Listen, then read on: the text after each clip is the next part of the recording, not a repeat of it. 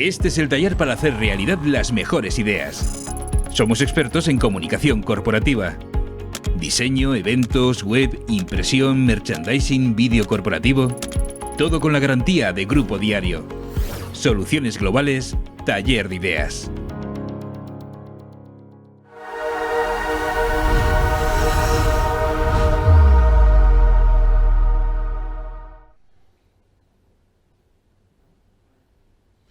Muy buenos días, son las 9 de la mañana, las 8 en Canarias. Bienvenidos a un nuevo desayuno informativo de Grupo Diario, Diario del Puerto.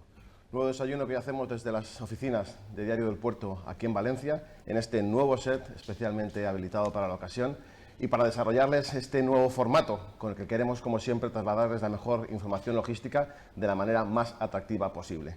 Por tanto, nuevo formato, nuevo set, nuevo webinario y nuevo año, en este nuevo año logístico que arrancamos con el nuevo presidente de Puertos del Estado, Álvaro Rodríguez da Pena. Buenos días, bienvenido. Un placer estar aquí.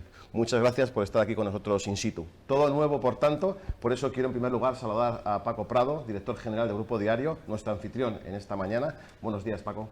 Buenos días, Miguel. Yo de nuevo tengo poco, pero bueno. Señoras, señores, amigos socios suscriptores, bienvenidos a un nuevo desayuno informativo de Diario del Puerto. Un nuevo ejercicio de comunicación directa de la fuente al receptor, como siempre, pero hoy sabemos que va a ser como nunca. Siempre desde que empezamos en el 93 hemos puesto la atención, lo hemos dicho muchas veces, lo comentábamos antes de empezar, en lo importante que es la comunicación por la que apostamos, comunicación profesional, comunicación sobre todo honesta. Y hay que recordarlo cada X tiempo, porque sobre todo en estos momentos convulsos, donde lo que ahora llaman fake news, posverdad, inexactitudes, lo que siempre hemos llamado nosotros mentiras, nos rodean por todas partes y nos crean o están en la base de la mayoría de los problemas que nos acucian. Debemos de tener muy en cuenta que cada uno de nosotros tenemos una responsabilidad total en filtrar, en cribar, en seleccionar los datos que nos llegan y sobre todo, lo que es más importante, en elegir muy bien el medio de comunicación, los medios de comunicación, los sistemas de comunicación que nos nutrimos para nuestra toma de decisiones. Dicho esto, volviendo al evento de hoy, es verdad, no podemos negar que siempre Diario del Puerto ha apostado por los eventos presenciales. Creemos que son imprescindibles para algo tan valioso como la vertebración del colectivo logístico portuario. Siempre lo hemos creído, por eso hemos realizado durante casi 30 años de historia eventos presenciales, nuestros desayunos informativos, nuestros aniversarios, las entregas de premios, nuestras conocidísimas fiestas de la logística. Estos eventos presenciales volverán pronto, muy pronto, entre otras cosas porque el sector, nuestros socios suscriptores de toda España nos lo piden día sí y día también. Pero mientras esa llega, y esperemos que sea muy pronto, como decimos, no podemos negar que los webinarios, cuando el tema y el invitado, los invitados, son de interés, han mostrado que tienen una serie de valores añadidos y de ventajas que no podemos obviar ni podemos dejar de aprovechar. Volverán los eventos presenciales, como decimos, pero vamos a seguir con los webinarios. Si seguimos con los webinarios, lo vamos a hacer de una forma mejorada. Nos gusta tender hacia la excelencia porque sencillamente nuestros socios suscriptores no se merecen menos. Hoy hay aquí casi 40 personas trabajando para este evento y todo está hecho pensando en todos ustedes, en todos vosotros, que sois lo que le dais sentido a todo esto. Hemos hecho un acuerdo de colaboración con Spy70, una empresa especializada en comunicación audiovisual, colaboradores habituales de Grupo Diario, para mejorar estos webinarios exponencialmente. ¿Qué significan estas mejoras? Bueno, pues mejor calidad de sonido, mejor calidad de imagen, realización, vídeos. Lo único que se han quedado cortos es el maquillaje, que a mí, como veis, pues me hubiera hecho falta muchísimo más. Pero bueno, vamos a poner todo de nuestra parte para que estos eventos tengan una calidad mejorada. Muchísimas gracias, Álvaro, por estar hoy con nosotros, de verdad, en este ejercicio, como digo, de comunicación directa, sin toxicidades, sin contaminación, sin posibilidad de distorsión del emisor al receptor, dando una calidad de mensaje que es, créanme, cada día más valiosa y más necesaria. Gracias, Miguel, tienes la palabra. Muchas gracias, Paco, y por supuesto, en primer lugar, queremos dar las gracias a todos los que hacen posible este evento y este webinario. En primer lugar, dar las gracias a nuestros patrocinadores y colaboradores, gracias a la Autoridad Portuaria de Algeciras, gracias a MSC y gracias a la Plataforma de Inversores en Puertos Españoles PIPE, y como colaborador, gracias a CSP Spain. Y por supuesto, lo más importante, gracias a todos ustedes, todos los que están al otro lado ahora mismo de las cámaras. Son más de 300 las personas, los profesionales que hoy están aquí compartiendo con nosotros como inscritos este desayuno informativo, y es desde luego un motivo sin lugar a dudas de celebración, no solamente por el número, que siempre es importante, sino sobre todo por el nivel de responsabilidad y por la calidad de todos ustedes y por lo que ustedes representan para el sector, no solamente en el entorno portuario, sino también, por supuesto, en el entorno de todo lo que tiene que ver con la logística, pues al fin y al cabo todos los eslabones de la logística forman una cadena unida y una cadena única. Y por supuesto, y esto es mucho más importante, ustedes están aquí no solamente para escuchar a Álvaro Rodríguez de la Pena, sino para participar activamente en el webinario. Ya lo hemos dicho muchas veces, esto es un evento no de monólogos, es un evento dinámico, es un evento empático y por supuesto es un evento participativo, así que les pedimos, como siempre, en su plataforma de Zoom, que nos trasladen las preguntas directamente con su nombre y con su empresa, y a lo largo de la mañana, a lo largo de esta hora de charla, tendremos oportunidad de trasladárselas con la colaboración de Fernando Victoria, director general del Grupo Diario Editorial, tendremos la oportunidad de trasladárselas al presidente de Puertos del Estado. Presidente, buenos días, muchas gracias. Te saludo de nuevo, gracias por estar aquí, por la deferencia de venir a las oficinas de Diario del Puerto en Valencia, donde celebramos este acto. Gracias, creo, por concedernos esta primera entrevista a un medio de comunicación tras tu reciente nombramiento. 30 de noviembre, apenas un mes en el cargo. Bienvenido, y después de 20 y tantos años como persona ejerciendo cargos directivos en Puertos del Estado, y la pregunta es, después de todo este tiempo, y va a ser mi primera pregunta, después de este tiempo, y me vas a permitir, de tantas veces estar en listados de presidenciables y de rumores, saber si en algún momento había pensado llegara este momento de ser presidente, había soñado con el cargo. Bueno, pues la verdad es que no, porque mi trayectoria es una trayectoria muy técnica y de hecho mi perfil sigue siendo muy técnico, y para mí el hecho de haber llegado a ser director y además durante 14 años ahí en el organismo público Puertos del Estado, pues me había imaginado que esa era la asíntota mía de carrera profesional. Así que para mí, bueno, pues ha sido una sorpresa muy grata que hayan confiado en mí para ejercer el cargo de presidente de ese organismo, y estoy encantado. La verdad es que reconozco que el territorio me resulta relativamente conocido, y además también, y estoy muy agradecido, siento el calor de muchísimas personas asociadas no solamente a las autoridades portuarias, sino a la comunidad logístico-portuaria vinculada a ellas. ¿Le costó decir que sí o fue una decisión inmediata? No, bueno, fue un planteamiento que se me hizo y no me costó nada, entre otras cosas porque yo creo que después de tanto tiempo como director, pues es verdad que uno fragua unas ideas que luego querría ver materializadas, y desde la presidencia se me es más fácil impulsarlas, ¿no? Empujar a ellas. De todas formas, me va a permitir la broma, después de 5 presidentes en los últimos 4 años, estaban habiendo muchas posibilidades de que fueras nombrado, permítame, 5 presidentes en 4 años, tal vez demasiado, ¿verdad? Sí, la verdad es que ahí es verdad que genera un poquito de inestabilidad tanto cambio, ¿no?, en la presidencia.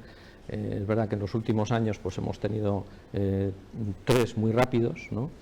Y de todas maneras, la figura de los 3 últimos presidentes ha sido una figura que enseguida se ha adaptado a las necesidades del sector y tampoco ha generado una distorsión, más allá de que efectivamente necesitamos presidencias estables para poner en marcha proyectos y planes que tienen un horizonte que va mucho más allá de la coyuntura política del momento. Sin duda, uno de esos proyectos, yo creo que ha vertebrado también, con mayor o menor tiempo en el que hayan estado en el cargo, uno de los proyectos claves que ha vertebrado la gestión de sus predecesores ha sido el marco estratégico. Quiero recordar aquí, porque mucha gente lo recuerda, el aplauso que usted recibió en su momento, en julio de 2020, cuando todos los presidentes y directores de autoridades portuarias ratificaron el último texto del marco estratégico, el reconocimiento a Álvaro Rodríguez de la Pena como redactor de ese proyecto. pero el caso es que, bueno, acabo de citar la fecha de julio de 2020, estamos en enero de 2022 y ese marco estratégico oficialmente todavía no está aprobado. ¿Por qué ese marco estratégico no está aprobado todavía? Bueno, hemos tenido el marco estratégico que renueva uno de hace más de 20 años. Hemos llevado un proceso muy amplio de diálogo con todo lo que es el sector, ¿no? Hemos tenido, como bien has dicho, un contacto continuo con las autoridades portuarias para su elaboración, y ha habido 2 rondas de reuniones importantes de presidentes en las que se ha avanzado y terminado de cerrar por parte del sistema portuario el marco estratégico, y luego también ha habido un trabajo de campo bastante intenso, tanto antes de esa reunión de Santander como después. La anterior fue contactar con tanto las asociaciones empresariales vinculadas a la oferta y demanda portuaria como incluso a las sindicales, y contactar con ellas a través de unos cuestionarios bastante largos e ir trabajando con ellas en la conformación de los contenidos del marco, de manera que hubiera un alineamiento también con los intereses propios del empresariado y del colectivo de trabajadores del sistema. Y posteriormente, a la reunión de Santander del 2020, hemos tenido una segunda ronda ya con el texto elaborado de alegaciones, y esa ha durado pues hasta principios del año 2021, y desde ahí lo que hemos hecho es, el procedimiento lo exige, trabajar con los distintos ministerios involucrados en esta cuestión.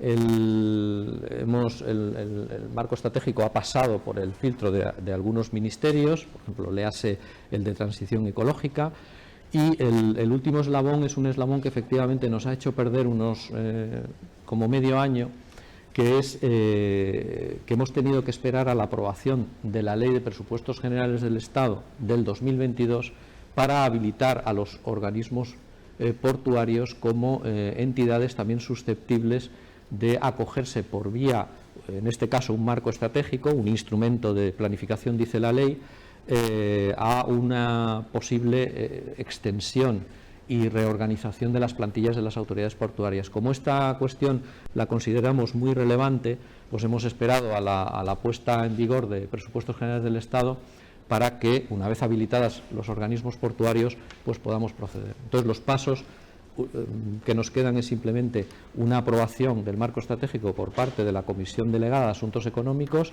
y la orden ministerial correspondiente. ¿Y eso cuándo se va a producir? Esperamos que sean estos meses. Es una tramitación que ya estamos iniciando ya, y esperamos que en estos meses podamos culminarla. De todas formas, también diré que desde mi posición de director, las líneas estratégicas y los contenidos básicos del marco estratégico, sobre todo en aquello que tiene que ver ya con los indicadores de seguimiento para el cumplimiento de esos objetivos generales de gestión que tiene, los hemos ido introduciendo ya en los planes de empresa de las autoridades portuarias. Es decir, que aunque no esté aprobado oficialmente o formalmente, sí lo hemos empezado a aplicar. Una de las líneas estratégicas de ese marco es el tema de la reducción de tasas portuarias. Al final, ¿en qué cantidad o cómo va a ser la reducción de tasas portuarias? Bueno, ahí tenemos que jugar con que las autoridades portuarias tienen que seguir teniendo una autosuficiencia económica, que tenemos todavía, aunque parezca que no, unos retos de inversión por parte de las autoridades portuarias, es decir, desde el sector público, muy importantes, no tanto en lo que tiene que ver con la generación de nuevas dársenas de aguas abrigadas, las tenemos desarrolladas prácticamente todas, pero sí en lo que tiene que ver con la reconfiguración de un sistema portuario orientado a los factores de competitividad que estamos defendiendo en el propio marco estratégico, ¿no? A puertos más sostenibles, siendo hubs energéticos, entrando en cuestiones que tienen que ver con economía circular, etcétera, etcétera, y también puertos inteligentes, puertos seguros. Todo ese desarrollo necesita también de inversión. Entonces, la reducción de tasas la tenemos que hacer de manera que garanticemos la autosuficiencia económica de las autoridades portuarias. La meta final que nos hemos planteado está entre un 15 y un 20%. Es una meta que no puede aplicarse con carácter general al conjunto de autoridades portuarias, porque existe una diversidad muy importante en el régimen económico en el que se desenvuelve cada una de ellas. Entonces lo que estamos planteando es que sea selectivo, ¿no?, utilizando justo la flexibilidad que da la ley para las reducciones de tasas, que tienen que ver con coeficientes, tienen que ver con bonificaciones. Y hay una cuestión que sí queremos vincular, que es que las reducciones de tasas tengan que ver con luego una contraprestación fundamentalmente en el eje de la sostenibilidad ambiental, que creemos que es importante. También nos interesa que las reducciones de tasas puedan ir percolando hacia los clientes finales, de manera que se note en todos los eslabones, no solamente, por supuesto, en los eslabones más directamente vinculados a la autoridad portuaria, ¿no?, en la comunidad portuaria y en los clientes directos de los puertos, sino en la economía productiva. La preocupación aquí es que una reducción de tasas de un 15-20%, dicho como titular periodístico, suena muy bien. Cuando lo vamos traduciendo nos encontramos con una reducción selectiva según los puertos, selectiva según las medidas ecoeficientes o ecoambientales. Es decir, vamos acotando mucho la reducción y no aparece, o por lo menos el mensaje no parece que sea una reducción generalizada, teniendo en cuenta siempre el mensaje de esos altos beneficios que tienen los puertos. No podemos aplicar una reducción generalizada de tasas porque si cogemos una cuantía básica de una tasa, ¿no?, y le metemos un bajón de un 15%, tal y como tenemos el sistema portuario de interés general hoy día, introducimos grietas de brecha entre puertos grandes y pequeños y metemos o abocamos a muchos de tamaño pequeño y mediano a una situación económica muy delicada. Muy delicada. Entonces necesitamos armar un plan de reducción de tasas que vaya respetando las posibilidades de cada una de las autoridades portuarias, las necesidades también de desarrollo de las mismas a futuro, pero vinculadas a la situación económica, a la singularidad que tienen, a su propia realidad económico-financiera. Es fundamental, si no, no vamos a cumplir con un principio. Aquí somos muy diferentes los puertos de otros elementos que conforman el sistema de transporte de interés general. Si estuviéramos hablando, por ejemplo, de aeropuertos, bueno, pues ahí no hay unas entidades que gestionen cada uno de los aeropuertos con un principio de autosuficiencia individualizado para cada uno de ellos. Hay una entidad que gestiona todos ellos y se producen subvenciones cruzadas entre ellos. Desde ese punto de vista es mucho más fácil armar pues a lo mejor una política de reducción de tasas general, ¿no? En nuestro caso, cada autoridad portuaria tiene que ser autosuficiente por sí misma y eso obliga a velar porque haya un desarrollo armónico en ese contexto, ¿no? Ha comentado que las tasas irán ligadas a reducciones ecoambientales, de reducción ambiental. El tema ambiental, evidentemente, es un tema fundamental. Una de las cuestiones aquí más importantes, sin lugar a dudas, es este paquete europeo Fit for 55 que está desarrollando ahora la Unión Europea, que está implementando. Un paquete que tiene como objetivo la reducción de un 55% de las emisiones contaminantes de aquí a 2030 y que tiene en el transporte marítimo uno de sus principales objetivos a la hora de que todos los buques que escalen en puertos europeos reduzcan estas emisiones. En las últimas semanas, desde distintos ámbitos, entre ellos desde la Autoridad Portuaria de Algeciras, con Gerardo Landaluce, su presidente, a la cabeza, se viene alertando de la posibilidad de que se creen paraísos medioambientales en determinados puertos vecinos de Europa, y que aquellos buques que no deseen escalar en puertos europeos porque no quieren hacer ese esfuerzo de reducción medioambiental, automáticamente crucen el charco o el charquito, como se llame, porque vamos a cruzar a la acera de enfrente y lo que hagan es automáticamente España, por ejemplo, que es un puerto frontera o un país frontera con el norte de África, perder no solamente el transbordo en puertos tan importantes como Valencia, Algeciras, por supuesto, y Barcelona, sino además perder la conectividad, que es uno de los grandes valores que tienen los puertos españoles. No sé si Puertos del Estado ha hecho ya esta reflexión y si Puertos del Estado tiene previsto actuar, sobre todo me imagino ante el Ministerio de Transición Ecológica o ante la Unión Europea, o cómo trasladar esta preocupación que en principio parece lógica.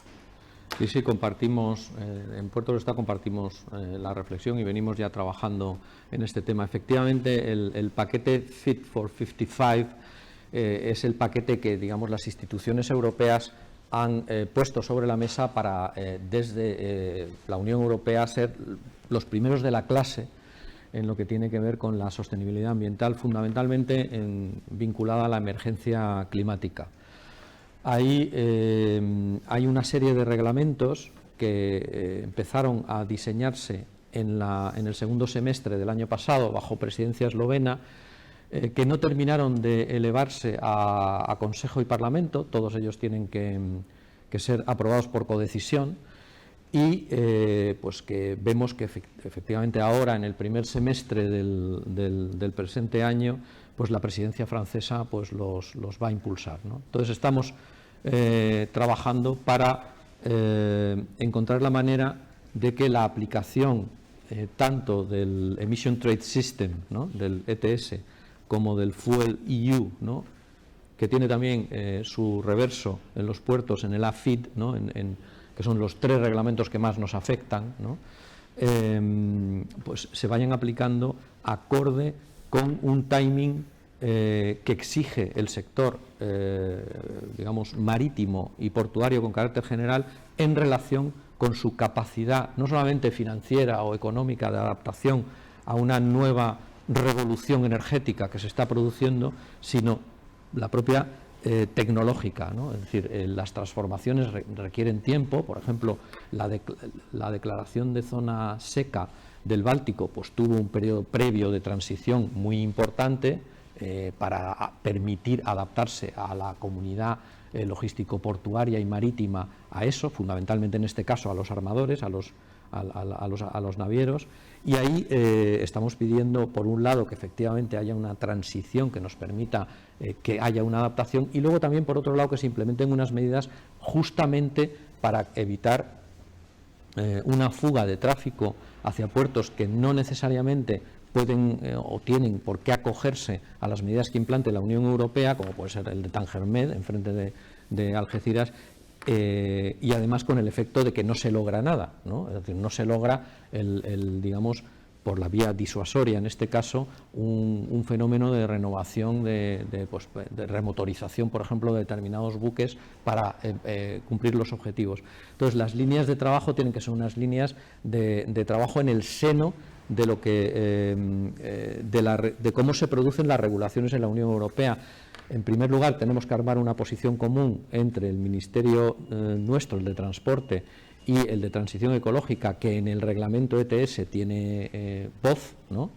Y esa posición común pues va a ser armada ahora estos días, porque voy a ir organizando reuniones entre, fundamentalmente, las 3 autoridades portuarias que tienen más implicación aquí, que son las que tienen conexión de línea regular con Asia, ¿no? Y tienen tránsito en mayor o menor medida.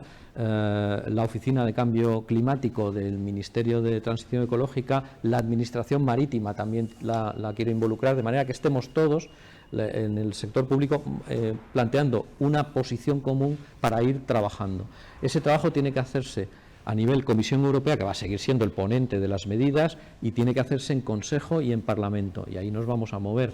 También lo que vamos a hacer es buscar alianzas. Las alianzas las podemos encontrar, bueno, yo creo que con relativa facilidad en el Mediterráneo, porque hay otros países que van a sufrir el mismo efecto, y luego necesitamos atraer el corazón, ¿no?, entre comillas, ya de algún país potente, entre ellos la propia Francia, que tiene la presidencia de la Unión Europea, para terminar de que nos hagan caso y efectivamente aquello no estamos renunciando a ningún objetivo. Queremos defender el objetivo de lucha contra la emergencia climática, pero que queremos hacerlo posible, que el camino sea posible. Una de las cuestiones también importantes que aborda el marco estratégico, aborda o intenta abordar, es el tema de la gobernanza portuaria. Se pospone, por decirlo de alguna manera, el debate hacia la creación de un observatorio de esa gobernanza. Hay una reflexión que a mí me parece muy interesante, como está redactada en el marco estratégico, que es, me va a permitir que lo explique así, es la que hace referencia a la especial idiosincrasia de la política nacional, local, regional, de mi puerto, mi autoridad portuaria, frente al puerto de enfrente, que no me quiten lo mío y mi identidad. ¿Vale? Debate complejo que se extienda a todos los ámbitos del país, porque todos los ámbitos están influidos sobre eso. No sé si es posible, con ese condicionante tan arraigado en la cultura española, si es posible aspirar a otro modelo de gobernanza portuaria, a otro modelo de organización del sistema, y si España necesita otro modelo o necesita una evolución de ese modelo. Bueno, efectivamente, los puertos, la gobernanza de los puertos en general es muy particular y muy diferente a la gobernanza de otros elementos del sistema de transporte. Esto para empezar. Y no solamente ocurre aquí en España, sino en general en todos los países, al menos los países que conforman el eje noroccidental. Por ejemplo, antes me refería a los aeropuertos. Los aeropuertos, la gobernanza procede de cuando aparece el sector aéreo funcionando, que es desde el siglo XX básicamente en adelante, ¿no? Si hablamos del ferrocarril, la gobernanza se explica por una inercia histórica de cuando se inventa, ¿no?, aprovechando pues una aplicación industrial de la máquina de vapor en la primera revolución industrial. La propia carretera, su gobernanza también se explica observando que su eclosión es también, digamos, situable en el siglo XX. Sin embargo, lo marítimo portuario viene de muy atrás, viene de mucho antes de la conformación de los estados modernos, tal y como los conocemos hoy día. Entonces conservan gobernanza local de cuando había una ciudad-estado defendiendo su puerto como puerta abierta al comercio. Y lo conservan en la mayor parte de los países, y nadie se ha preguntado por qué pues, en la propia España, que hemos de alguna manera nos hemos imitado en la conformación del Estado pues cuestiones que se planteaban en Francia, que es un país muy estatalista, pues no hemos estatalizado absolutamente los puertos y convertido en algo digamos ya formando una amalgama propia, ¿no? No, hemos respetado siempre la digamos personalidad jurídica, capacidad de obrar, autonomía de gestión y órganos de gobierno, que en este caso son el presidente del Consejo de Administración, de unos entes que tienen que ir funcionando por sí solos, ¿no? Entonces, esto hace que efectivamente la tensión local, que siempre existe en España, el reclamo local, ¿no?, hacia una mejora pues, de la accesibilidad, la conectividad, los desarrollos logísticos y tal, se recrudezca porque tenemos órganos de gobierno muy propios. Entonces, este tema es un tema que en España pues, es difícil de gestionar. Nosotros tenemos en nuestro entorno, aquí han pasado varias cosas en relación con los puertos y no me extiendo mucho más. Primero, que la Comisión Europea y en general las instituciones europeas, a través del instrumento Red Transeuropea de Transporte, también están jerarquizando. Han creado una Core Network, han creado una Comprehensive Network, y si ves cómo están considerados los puertos ahí, ya tienen una jerarquía, tienen una clasificación. Y luego cada país ha hecho sus clasificaciones. En nuestros países vecinos, Francia, pues en el año 2008 identificó unos Grand Ports Maritimes muy vinculados al Estado, y el resto de puertos los cedió a los departamentos territoriales franceses, y Portugal e Italia lo que han hecho es concentrar autoridades portuarias, mantener puertos considerados como en el argot nuestro de interés general, pero con menos autoridades portuarias. Y estos son dos ejemplos de procesos de alguna manera de jerarquización, reorganización, incluso concentración, ¿no? Técnico-económicamente hablando, el óptimo estaría en concentrar un poquito más, técnico-económicamente hablando, pero socio-institucional, políticamente hablando, ¿no?, esto es muy difícil en España, ¿no? Entonces, esta cuestión nos aboca a que el marco estratégico tiene previsto un foro de la gobernanza que trabaje sobre este tema, haciendo mucho benchmarking de detalle con respecto al resto de países, para que en un momento determinado se ponga sobre la mesa de forma muy consensuada la reforma de la gobernanza que a lo mejor nos vendría bien a todos. Cambiamos de asunto, entremos en el tema de los servicios portuarios, en el tema inevitable de la estiba. Pregunta concreta: ¿por qué la actual reforma que está a punto de aprobarse de los centros portuarios, por qué va a dar la definitiva estabilidad al marco de la estiba? ¿Por qué vamos a lograr la definitiva estabilidad jurídica? ¿Por qué en principio vamos a solucionar esta inestabilidad con esta reforma concreta de los centros portuarios de empleo? Bueno, lo que se está planteando ahí es una reforma de la consideración de los centros portuarios de empleo dentro de lo que es la regulación de ETTs, ¿no?, a través de otra norma de rango legal, con vistas a introducir un concepto de mutualización. En ningún momento se está vulnerando los principios fundamentales de la sentencia, ¿no?, que en su día promulgó el Tribunal de Justicia Europeo. Lo que se está buscando es atender a una necesidad solicitada tanto desde, digamos, gran parte del mundo empresarial como también la parte sindical, ¿no?, de consideración de cumplimiento de una serie de compromisos una vez que libremente las empresas acceden, ¿no?, al centro portuario de empleo a, digamos, participar de la contratación de personal para su actividad, en este caso la actividad de manipulación de mercancías. Entendemos que con digamos, tanto el Poder Ejecutivo como el Poder Legislativo hasta ahí pueden llegar, ¿no? Hasta, digamos, facilitar al máximo posible ese acuerdo entre patronal y sindicato, ¿no? Y a partir de ahí le tocará a ambos, ¿no?, llegar a ese quinto acuerdo marco que, digamos, pues dé estabilidad a la parte laboral asociada a las empresas estibadoras. Nosotros, es un tema, ¿no?, que efectivamente se lleva tanto desde el Ministerio de Transporte como desde el Ministerio de Trabajo y ha pasado por Economía y Hacienda, obviamente, previamente a ser introducido en el Parlamento, ¿no? Y es un tema que nosotros lo único que estamos deseando es que se atiendan las necesidades de las empresas que quieren ese tipo de centros portuarios y de la parte sindical, de manera que se dé continuidad a una prestación de servicios portuarios que en España, ¿no?, pues en general, tanto las empresas grandes vinculadas a navieras como las propias, ¿no?, las que emanan del propio sector, en su gran mayoría reconocen que, bueno, pues que es bueno, ¿no? Entonces, entendemos que eso es la tal. Ahí, efectivamente, los acuerdos marco pasan por un informe de la Comisión Nacional de Competencia y luego, por supuesto, tenemos que tener un visto bueno, vamos, un refrendo general europeo, ¿no? Es decir, un reconocimiento de que efectivamente se están cumpliendo la filosofía básica, ¿no?, de respeto a la libertad de establecimiento de empresas en el territorio europeo que emana de la sentencia, ¿no? Y todo eso yo creo que ahora mismo son condiciones favorables para que pueda producirse, ¿no? Sí, pero preocupa precisamente eso, el visto bueno de la Comisión Nacional de Competencia y el visto bueno de la Unión Europea. ¿Ese visto bueno se va a buscar después de aprobar la reforma o ya se cuenta con él en este proceso?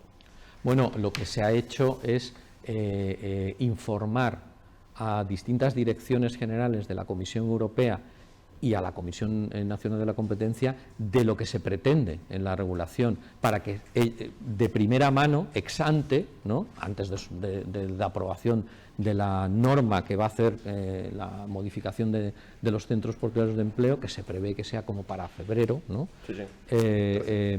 tengan de primera mano la intención, ¿no? En el caso de la Comisión Europea, nosotros hemos encontrado una posición de entendimiento del tema, de acuerdo, ¿no?, respetando además la subsidiariedad en el Estado español de determinadas cuestiones, ¿no? Pero la hemos visto. Entonces, otra cosa es que, oye, se genere una queja, haya un procedimiento de atención a esa queja y veamos cómo prospera o no prospera, pero esto es inevitable en cualquier tipo de regulación con carácter general. ¿No comparte entonces la opinión de quienes dicen que esta reforma legislativa, esta nueva norma, nos retrotrae a antes de 2017? Bueno, aquí yo soy muy respetuoso con las necesidades concretas, desde un punto de vista técnicas y técnico-económicas, de las empresas y de los trabajadores. Muy respetuoso. Es decir, que si hay unas empresas, además que son las mayoritarias, que entienden que la mejor forma de prestar sus servicios de manipulación de mercancías es contar con un centro portuario de empleo, del cual tirar, ¿no?, compartido por ellas, en lugar de cada cual tener sus empleados propios para la llegada de barcos que van llegando y saliendo por un tema de irregularidad, ¿no?, en la demanda permanente que se produce en los puertos, y creen que es mucho mejor tirar de algo mutualizado con libertad de entrada en ese centro. Eso es respetable, perfectamente respetable. Ahí nosotros no tenemos más que generar el ambiente propicio para que se produzca el acuerdo marco. Más allá de la estiba, otra de las grandes preocupaciones, sin lugar a dudas, a nivel nacional y global es el tema del transporte marítimo, esta tormenta perfecta que está viviendo. Mi pregunta es si, aparte de asistir como espectador a esta situación de bloqueos, de blank sailings, de falta de contenedores, etcétera, si los puertos en general y los puertos españoles en particular pueden hacer algo para paliar, mejorar o contribuir a una cadena logística más ágil en estos momentos en el que vivimos. Bueno, a ver, por fortuna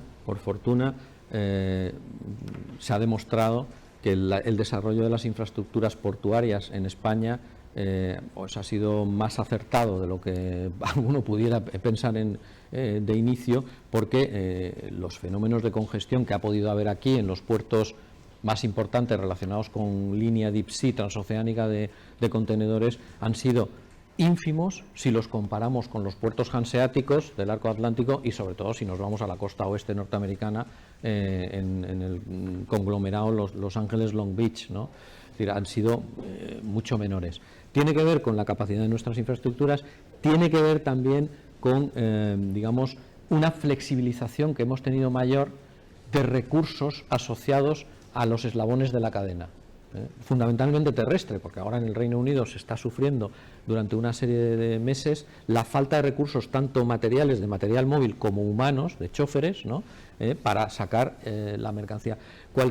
Lo que ha demostrado, digamos, la pandemia es que, y lo demostró también el Evergreen cuando se quedó bloqueado en el canal de Suez, es que cualquier anomalía que pueda haber, ¿no?, provoca una concatenación, ¿no?, de afloramiento de debilidades en la cadena, ¿no? De hecho, un aprendizaje del que tenemos que sacar todos lecciones, el sector público y el sector privado, en cada uno de los eslabones de cadena, es que tenemos que seguir trabajando redundancia y planes B. Y esto es muy importante, y de hecho yo creo que desde el sector público ahí también podemos empujar, ¿no?, a trabajar sobre redundancia, porque la congestión o el problema se puede producir en el punto más insospechado hoy día de la cadena puerta a puerta, y estoy hablando de una cadena global, pues por ejemplo tenemos algunos puertos, aquí en el puerto de Valencia, en donde ahora tenemos una cierta congestión en las zonas de depósito. Razón, ¿por qué han pasado de 6 días medio a 8 o 9 días el tiempo de expediente tal? Pues porque están siendo buffer a unos servicios que se conciben como regulares y que han pasado una gran irregularidad. Entonces, esas alteraciones tenemos que pensar que tanto desde el sector público, que ya os digo que en lo que es infraestructuralmente hablando, en lo que es infraestructura básica, afortunadamente nos hemos armado, no hay problema, ¿no? Pero sí en lo que es la conformación de los servicios asociados a cada uno de los eslabones, tenemos que pensar que ahí también tenemos que trabajar en plan B. En plan B, porque es una gran enseñanza, ¿no? La pandemia, como lo ha sido la crisis del 2008-9, ¿no?, o como lo han sido determinados incidentes en relación con una arteria por la que pasan la mercancía general y de la que dependemos todos, ¿no? Antes de pasar a las preguntas de la audiencia, una última pregunta. Uno de los grandes retos que vienen teniendo los puertos en estos últimos años en España es la ejecución presupuestaria y poder materializar todas las inversiones que tienen previstas, derivado de razones burocráticas. Esto lo ligo con los fondos de recuperación, fondos que están entrando, que son muy importantes. Mi pregunta es si esta burocracia o esta paralización puede llegarnos a poner en riesgo la pérdida de fondos de recuperación debido a la idiosincrasia de cómo se materializan estas inversiones. Sí, bueno, ahí esto es una pregunta de corte más general, en el sentido de que los fondos Next Generation, o sea, ya aplicados a través del mecanismo de recuperación y resiliencia, el MRR, en el ámbito público, el Ministerio de Transporte los tiene muy localizados en el ámbito ferroviario, también en vivienda, en temas de carreteras, y nosotros, las autoridades portuarias, bueno, hemos enganchado 300 millones de euros para actuaciones dentro de los planes de inversiones de las autoridades portuarias, dentro de las zonas de servicio de los puertos, más determinadas cuestiones de conectividad, pero no es un origen de financiación fundamental para las autoridades portuarias hoy día, ¿no? Lo que sí es cierto es que también van a alimentar inversiones muy importantes, esperemos, a la iniciativa privada, ¿no?, dentro de lo que son los contextos también portuarios, y esperemos que sea así. Y de hecho nosotros, el presupuesto que tenemos hasta el 2025 conjunto público-privado es de 11.000 millones de euros. Entonces, aquí en el lado público sí que es verdad que tenemos un problema de ejecución presupuestaria que tiene que ver con el incremento progresivo año tras año de tramitaciones administrativas asociadas tanto a la fase de lo que es el proyecto constructivo hasta su aprobación, como también de lo que es la ejecución de obra, desde su licitación a su liquidación final. Se une a ello que tenemos cada vez mayor litigiosidad en cada una de las etapas, ¿no? Y por supuesto, esas tramitaciones administrativas, lo que estamos planteando es optimizarlas, es decir, ir solapándolas de manera que en una sola paso X se puedan cubrir preocupaciones determinadas. Por ejemplo, hay una corriente administrativa muy importante a la que son sometidas las autoridades portuarias que tiene que ver con la parte del medioambiental, ¿no?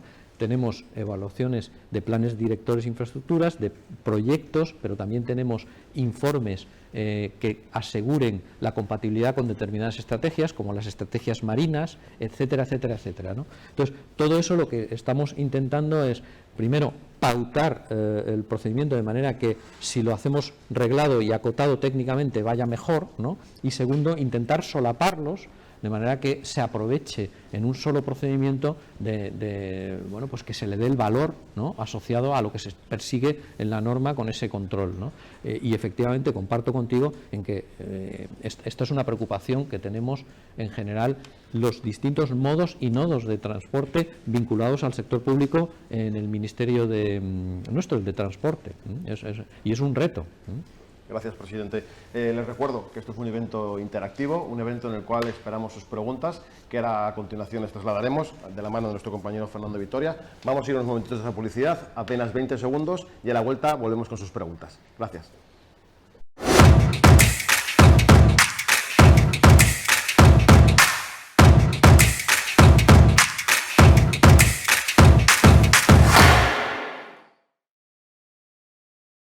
Este es el taller para hacer realidad las mejores ideas.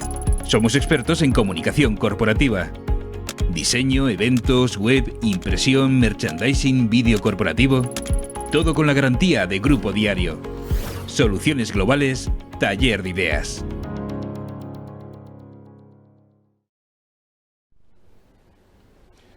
Fernando Vitoria, buenos días, director general del Grupo Editorial, bienvenido. ¿Qué nos preguntan los suscriptores? ¿Qué inquietudes tienen para trasladar al presidente de Puertos del Estado? Bueno, sí que hay inquietudes. Buenos días, en primer lugar. Buenos días, Buenos Álvaro. días. Y me van a permitir todas las personas que nos escuchan que te dé las gracias en nombre del equipo profesional de Grupo Diario, Diario del Puerto, porque para nosotros el hecho de que estés aquí con nosotros hoy es un reconocimiento a nuestra forma de trabajar, a nuestra forma de entender el periodismo, y te estamos muy agradecidos, sinceramente. Voy a entrar también, que por supuesto, quiero dar las gracias a todas las personas que tenemos ahí detrás. He de deciros, Miguel y Álvaro, que se han conectado, no se ha desconectado ni uno todavía. Es una buena señal. Quizás ahora que he entrado yo empieza a bajar la audiencia, pero vamos a ver, vamos a intentar mantener. Te voy a trasladar de forma genérica, porque sí que hay cuestiones que vienen sobre el mismo tema de diferentes personas, entonces son cuestiones muy ligadas a la actualidad, básicamente. En primer lugar, me gustaría referirme a Marcha, una excelente profesional, que esta misma semana hemos conocido que deja Puertos del Estado. Entonces la pregunta que vienen a hacer es básicamente si te ha hecho un roto muy grande y si tienes previsto cubrir ese roto. Bueno, por supuesto que claro, obviamente he de cubrirlo, ¿no? Mar Chao es una excelente profesional y mucho mejor persona. Tengo una muy buena relación con ella desde hace muchísimo tiempo y nos llevamos muy bien, y efectivamente le surgió una oportunidad que se fraguó un poquito antes de mi nombramiento, muy importante, ¿no? Es una oportunidad para ella fantástica, ¿no? En el mundo empresarial, logístico empresarial además, ¿no? Entonces mi felicitación y mi enhorabuena. Por supuesto que voy a cubrir el puesto. El puesto es un puesto que indirectamente me siento incluso responsable de ese tipo de la dirección, porque cuando hubo, bueno, antes hablábamos de los cambios de presidentes y de mis presidentes, ¿no? Entonces yo a veces me pierdo, ¿no? Pero en uno de esos cambios propuse un cambio de organigrama en Puertos del Estado, de manera que pudiéramos recuperar un organigrama de los años 90, pero que se asemejaba más a los organigramas clásicos de las autoridades portuarias, de manera que pudiéramos tener una interlocución más fluida desde áreas temáticas comunes, ¿no? En las autoridades portuarias, en los planos técnicos, se identifica muy bien la parte infraestructural y se identifica muy bien la parte de servicios, la de explotación, y entonces, bueno, pues propuse ese tipo, con lo cual la dirección de explotación me siento responsable, pero básicamente la recuperé yo, ¿no?, convenciendo a un presidente de los anteriores, ¿no? Entonces, me gustaría, por supuesto, que se mantuviera esa dirección como tal, es decir, no generar una reorganización en cuanto a temas, ¿no? A partir de ahí, mantenida esa dirección, efectivamente, bueno, he empezado ya a plantear la manera de encontrar a la persona adecuada, que es una persona con mucha experiencia en temas de explotación y una capacidad de interlocución con las autoridades portuarias muy amplia, ¿no?, porque es un trabajo muy del día a día. Sí, sin duda, porque además ahí hay un reto que es el tema de todo lo que es la competencia de los servicios técnico-náuticos y que es un tema que preocupa, todo el tema de los pliegos concesionales. ¿Eso está bien encauzado, está bien encarrilado? Afortunadamente, en el ámbito tanto de lo que es la prestación de servicios como del dominio público, MAR hizo una buena labor. Los precedentes también, ¿no?, pero MAR también. Entonces, tenemos, en el ámbito de los pliegos, tenemos unos pliegos tipo muy trabajados, ¿no?, y revisados jurídicamente, que permiten ahora a las autoridades portuarias que, si se acogen a él, vayan muy rápidamente aprobándose, ¿no?, en los consejos de administración, porque sabéis que el pliego de prescripciones de los servicios portuarios exige un informe vinculante de Puertos del Estado y luego se aprueba en el Consejo de Administración de las autoridades portuarias. Entonces, si nos llegan ahora pliegos tanto de servicios técnico-náuticos como de manipulación de mercancías, de servicios al pasajero y demás, muy ajustados a lo que es el pliego tipo, trabajado conjuntamente con las autoridades portuarias, esto va a ir bastante ágil. Y luego, en los expedientes de dominio público, de los cuales los más, en donde teníamos una situación un poquito más crítica, eran aquellos de la transitoria asociada a la ampliación de los plazos iniciales, los plazos de concesión, los de inicio. La labor de MAR en los últimos meses ha sido de agilizarlos, por lo menos los expedientes que obran en puertos del Estado. Entonces, tenemos muy poquitos en puertos del Estado, sí los hay en las autoridades portuarias, pero eso ha tomado un rumbo bastante ágil. Más preguntas, Fernando. Álvaro, este es el tema, seguramente. Los puertos españoles funcionan muy bien, se producen inversiones. Esta semana, sin ir más lejos, hemos conocido una inversión de Novatum Terminals en 3 puertos españoles, pero hay otras inversiones muy importantes que esperan y desesperan en algunos casos. Hablamos de la terminal norte del puerto de Valencia. La gente, la audiencia, quiere saber, en general, cuál es el estado actual de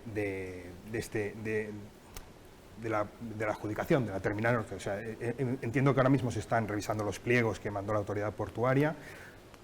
Hay 2 preguntas. En un primer momento, ¿en qué estado se encuentra? ¿Cuándo se va a producir esa adjudicación? ¿Cuándo podría producirse? Y en segundo lugar, ¿qué sensación tiene usted? ¿Vamos a tener terminal norte en el puerto de Valencia? Bueno, la terminal norte del puerto de Valencia es un ejemplo de lo que nosotros desde Puertos del Estado justamente planteamos de colaboración público-privada, ¿no? Es decir, vamos a hablar de una inversión, ¿no?, que por parte de la autoridad portuaria, que es la parte pública, pues sería de unos 400 millones de euros, estoy en números muy redondos, y por parte de la parte privada, que detrás está la naviera MSC, ¿no?, serían como unos 1.000 millones de euros, ¿no?, en todo el equipamiento. Entonces, nosotros, después de haberse desarrollado la dársena de aguas abrigadas, ¿no?, con el dique de abrigo principal, ¿no?, con sus alineaciones, pues lo que vemos lógico es que, acompañando a una necesidad de mercado y en una operación público-privada, vayamos desarrollando las terminales necesarias ya en esas aguas abrigadas para atender necesidades reales, ¿no?, de demanda. Nosotros, el puerto de Valencia, al ritmo que va de crecimiento, fundamentalmente del contenedor, pues es un puerto que va a necesitar digamos, esas terminales, y justamente tenemos una dársena de aguas abrigadas con una digamos, con todas las aprobaciones necesarias, ¿no?, incluyendo el objeto de polémica, que es una declaración de impacto ambiental que sigue en vigor, ¿no?, para lo que es el conjunto de actuaciones entre las que está la obra de abrigo. Ya digo que es trabajar dentro de la dársena. Entonces, para nosotros es de gran interés, ¿no?, el desarrollo de ese tipo de terminal en un puerto, porque nos da la posibilidad para seguir ofreciendo a todo el tejido económico del entorno conectividad, además una maravillosa conectividad. El propio actividad de tránsito genera esa conectividad, de manera que podamos seguir colocando mercancías tanto en cualquier rincón del planeta. Tanto la salida de la crisis del 2008-9 como la salida de la pandemia se está apoyando, entre otras cosas, en un repunte de las exportaciones españolas, no solamente de las multinacionales, sino de miles y miles de pymes que ante pues lo que pudiera ser un bajón de la demanda interna se están buscando la vida afuera, y hay que darles toda la facilidad para que puedan salir adelante y cumpliendo, por supuesto, con todos los estándares ambientales, con lo cual, en ese sentido, nosotros vemos positivo el desarrollo de este tipo de terminales en ese ámbito. Pero, presidente, ¿cuándo? Bueno, entonces, luego, concretando ya la pregunta, nosotros, al ser una operación público-privada, tiene dos expedientes, la parte pública y la parte relacionada con la privada, ¿no? La parte pública, el expediente es un proyecto constructivo hoy día que se ejecutará en su día, ¿no?, una vez aprobado ese proyecto. En ese caso lo que estamos es que se nos remitió el proyecto a Puertos del Estado en noviembre y nosotros tenemos que hacer un informe vinculante sobre el mismo y estamos trabajando en él, como hacemos en todos los restantes proyectos. Probablemente a final de enero, si hay algún problema técnico especial que hayamos identificado, pues a lo mejor en febrero, ¿no?, tengamos emitido ese informe vinculante de manera que se pueda elevar a Consejo de Administración, o si lo tiene delegado en el presidente, aprobar por parte de la autoridad portuaria el proyecto constructivo. El proyecto constructivo, la parte que va a hacer la autoridad portuaria. Una zanja con una banqueta, una alineación de cajones, un relleno con su consolidado. ¿Vale? Y luego a partir de ahí viene la parte privada. La parte privada es un expediente que arrancó con un concurso, ¿no?, para una concesión de manial, de dominio público.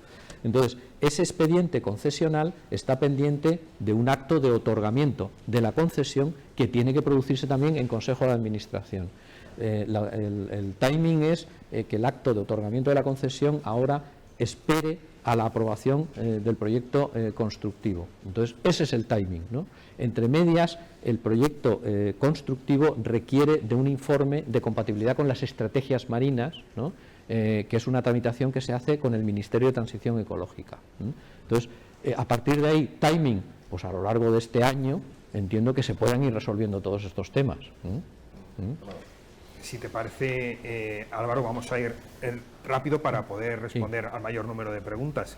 Pedro Catalán, que es director general de una empresa ferroviaria de referencia como es Logitren, nos saluda cordialmente y le pregunta que, como gran conocedor del sistema ferroviario, ¿qué se puede seguir haciendo desde Puertos del Estado para seguir promocionando este tipo de transporte?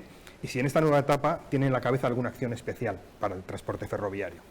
Bueno, aquí podríamos hacer otro seminario de este tema, porque nos metemos en el mundo ferroviario, el procesoso mundo ferroviario. Nosotros seguimos a la cola de Europa en porcentaje, en cuota de transporte de mercancías por ferrocarril en toneladas kilómetros, estamos en el 5%, o sea que el ferrocarril, vamos a ser claros, sigue en la UCI en materia de mercancías, y con una dificultad de que el conjunto de lo que pudiera ser el mercado no termina de crecer y teniendo el mercado liberalizado, con una liberalización muy curiosa, que es que Renfe Mercancías, siendo pública, todavía tiene pues el 60% más o menos y el resto son privadas.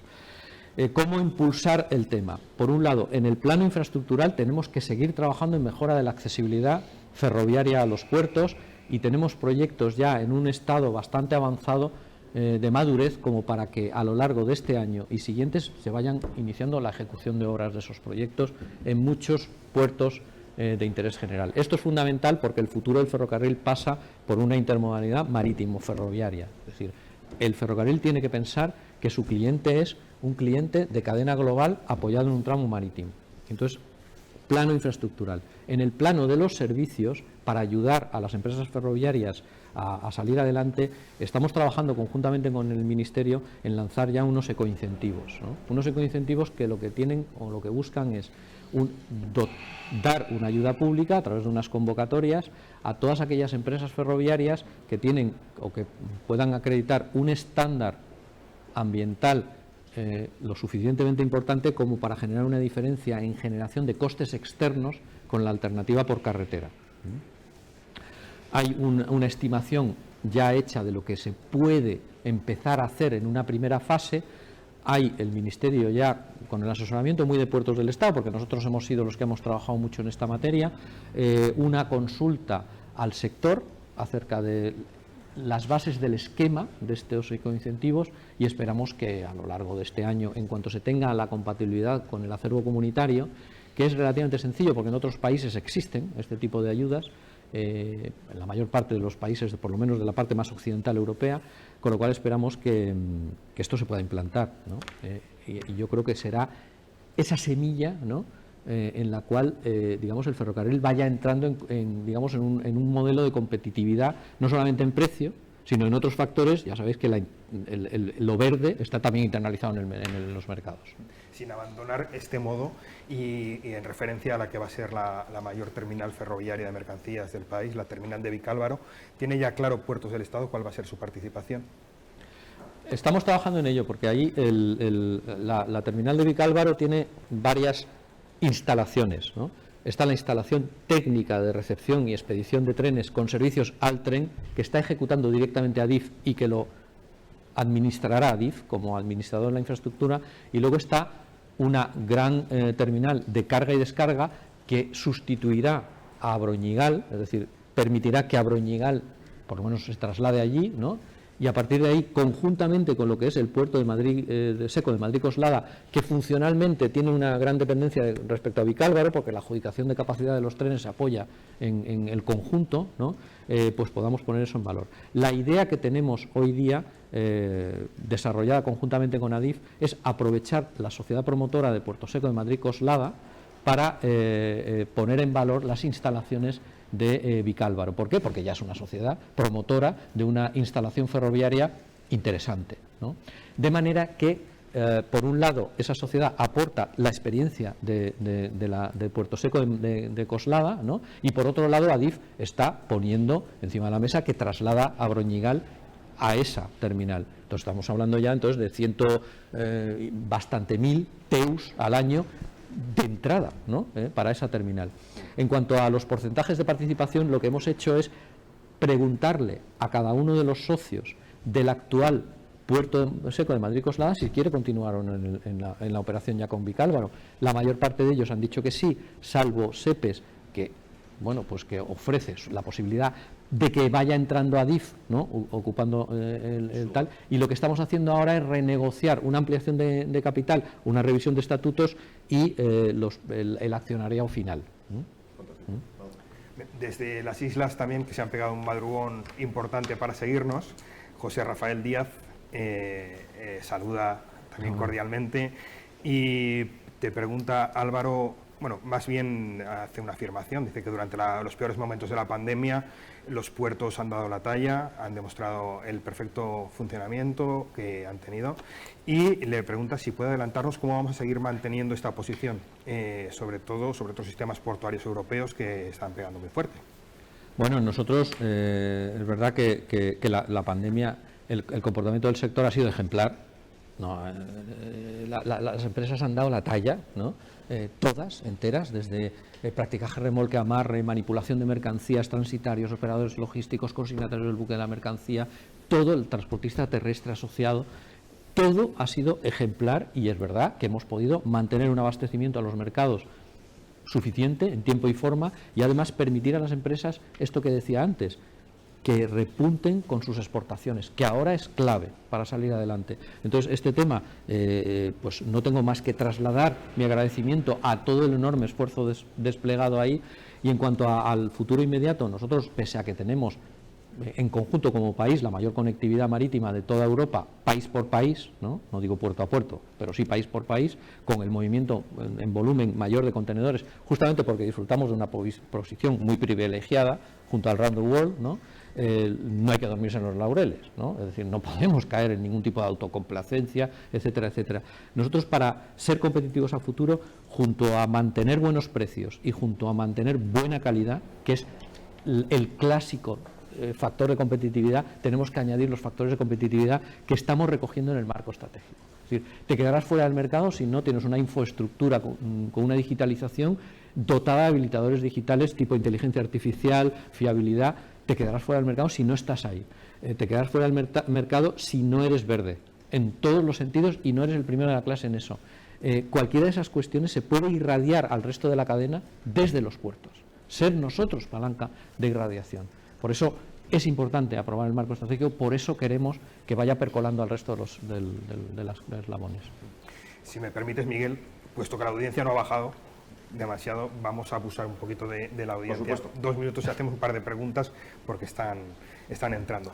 Miguel de San Juan, de Vía, de Autopistas Ferroportuarias, le propone una idea y le dice que a ver qué le parece. Se trata de desarrollar los puertos compatibilizando tráficos marítimos más tráficos continentales en un formato mixto de trenes de autopista ferroviaria más contenedores. Sí, a ver, la idea la hemos hablado mucho con Miguel. Miguel trabaja en un ámbito muy de autopista ferroviaria, y yo en los años 90 personalmente me puse a la chepa también el tema de las autopistas del mar, ¿no? Entonces, que es una traslación de una idea de complementariedad buque-camión, ¿no? Ahora a camión o semirremolque, ¿no? Plataforma ferroviaria. Efectivamente, cuando me refería a la revitalización del ferrocarril como elemento que necesariamente ha de apoyarse en el mar, no solamente es en el mar deep sea, ¿no? En una especie de cadena global en el que se enlaza un tramo de un buque portacontenedores de 20.000 teus, ¿no? Digamos, soltando contenedores por vía Lolo, ¿no? A un modo de transporte terrestre como puede ser el ferrocarril, sino también, y me parece muy importante, ir enlazando concepto short sea, sobre todo en autopista del mar, y ferrocarril en un concepto RORO, ¿no? En un concepto en el cual el cliente directo sea un transportista por carretera, ya puede ser un gran flotista, un concentrador de carga que habitualmente trabaja por carretera, o un operador logístico asociado, ¿no? Que vea la posibilidad de enlazar dos modos de transporte de manera que se transfiera la unidad de carga, en este caso típica de carretera, ¿no? Camión completo o fundamentalmente un semirremolque, si se logra entonces los acuerdos para compartir ese semirremolque entre los operadores logísticos que haya detrás. Entonces, Miguel acierta en que muchas veces para lanzar algo necesitas masa crítica, ¿no? Y en esa masa crítica está la integración de varios segmentos.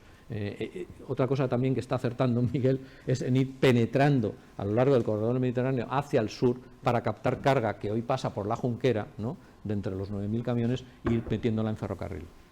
La última por mi parte. Bueno, se ha hablado en las preguntas de Puertos 4.0, del proyecto, felicitando la iniciativa en su día y esperando que se mantenga y se sigan desarrollando proyectos. Se ha hablado de la reactivación del sector cruceros, sí, después de la pandemia, y también nos han preguntado sobre el estado del reglamento de explotación de policía portuaria. ¿En qué estado se encuentra, Álvaro? El timing va a ser el siguiente. Voy a esperar a que aprobemos el marco estratégico, que espero que sea en los próximos meses, con estos dos pasos que comenté, que es un paso de Comisión Delegada de Asuntos Económicos y luego orden ministerial, ¿no? Para desde ahí, este mismo año, ¿no? Tomar el reglamento de explotación y policía, que ya estaba trabajado con las autoridades portuarias internamente en puertos del Estado, volver a hacer una ronda con las autoridades portuarias, ¿no? Y empezar a trabajar con los dos ministerios que tienen que estar implicados en su trámite, que es el ministerio nuestro, que es la Administración Marítima, la que tiene que opinar, y el de Transporte, digo, y el Ministerio del Interior. Y a partir de ahí es mi intención sacarlo cuanto antes. Gracias, Fernando. Gracias a todos los suscriptores y a todos los asistentes por las preguntas. Por mi parte, una última cuestión, última nada más. Álvaro, evidentemente todo todo presidente tendrá en su momento su relevo, pero a mí sí que me gustaría saber en su momento, cuando eso se produzca, antes o después, ¿con qué te darías por satisfecho? ¿Con qué logro, con qué objetivo materializado te darías por satisfecho? Bueno, como los timing políticos son cada vez más cortos, ¿no? Me daría por satisfecho con tener aprobado el marco estratégico, porque es que marca el rumbo del sistema portuario de aquí al 2030 y es fundamental que estemos ya metidos en ese nuevo rumbo. Muchas gracias, presidente. Muchas gracias por este rato dedicado a toda la audiencia de Diario del Puerto. Gracias a esa audiencia, gracias a todos ustedes por compartir con nosotros esta mañana logística, por compartir con nosotros este formato, por compartir con nosotros este set de televisión que hemos preparado con tanto cariño para todos ustedes y por supuesto que en muy breve plazo volveremos a vernos, volveremos a estar con ustedes, habrá más Diario del Puerto porque por supuesto habrá siempre más logística. Buenos días a todos y hasta la próxima. Muchas gracias.